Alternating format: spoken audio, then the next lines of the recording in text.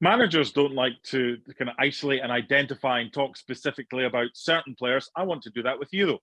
And I want to talk about Bukayo Saka, because when most of us were in our early 20s, we probably thought we knew everything. In hindsight, we knew absolutely nothing. Saka has had an absolutely horrible end to his summer after a brilliant beginning to his summer with England. And there were all sorts of ridiculous things that were written and done about Bukayo Saka, okay?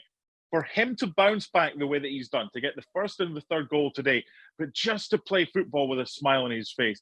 For me, there's a bigger message here, Janusz, and it's out with football. It's that we all go through tough times, but you know what? If you keep your head down, keep working hard, there can be light at the end of a tunnel.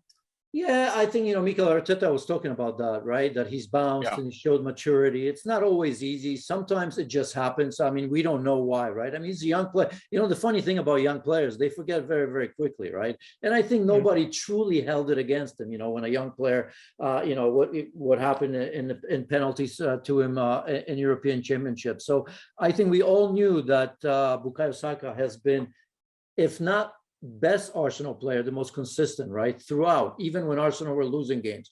I think ever since he's been moved to the right-hand side, which was smart move, and I don't know why it took so long. He's much better there. He can almost trademark that goal that he scored again today, coming inside, left foot, but low, not like Arjen Robben kind of bending it around, high. I mean, we've seen it so many times right now from him. He's been very, very good. And I think he knows that he's good. He knows that he's playing well. I think he understands that the players around him and the manager trust him as well, right? So, it's always good. And when results come the way they've been coming in the last 4 or 5 games, it always helps as well.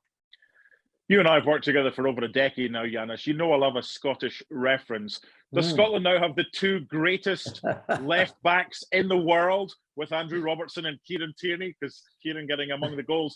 And he's been pushed hard, hasn't he, by Tavares, but he's in the team and he's back among the goals. Yes. Now you have to fill in the other 10 positions, Mark. And Scotland will win the World Cup. But look, I mean, the competition there for sure. I mean, two marquee players anywhere, not just in the Premier League, but anywhere in Europe or in the world.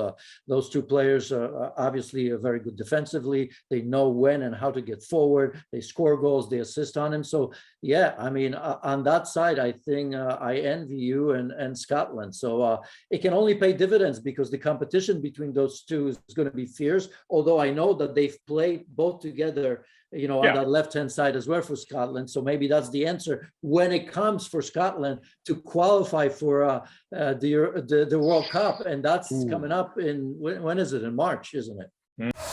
Thanks so much for watching ESPN on YouTube. And for more sports highlights and analysis, be sure to download the ESPN app. And for premium content and live streaming, subscribe to ESPN Plus.